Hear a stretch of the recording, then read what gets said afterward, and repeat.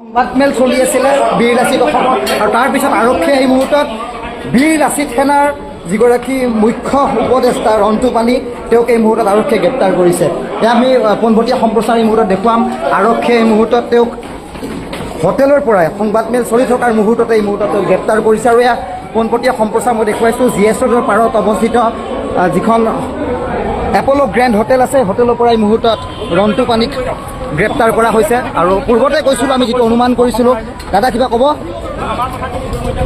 সংবাদমেল চলি থকাৰ মুহূৰ্ততে এয়া আমি সম্প্ৰচাৰ দেখুৱাই আছোঁ। এই মুহূৰ্তত এদল আৰক্ষী এই মুহূৰ্তত আহি উপস্থিত হৈছে আৰু পোনে পোনে ৰন্তু পানীক এই মুহূৰ্তত দিছপুৰ থানালৈ হয়তো লৈ যোৱা হ'ব।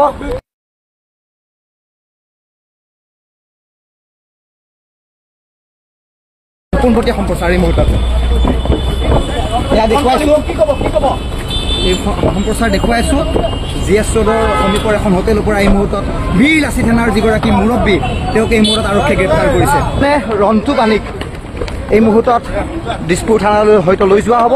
পোনপটীয়া সম্প্ৰচাৰ এই মুহূৰ্তত এয়া দেখুৱাইছোঁ, এই সম্প্ৰচাৰ দেখুৱাইছোঁ GS ৰোডৰ সমীপৰ এখন হোটেলৰ পৰা এই মুহূৰ্তত বীৰ লাচিত সেনাৰ যিগৰাকী মুৰব্বী তেওঁক এই মুহূৰ্তত আৰক্ষীয়ে গ্ৰেপ্তাৰ কৰিছে।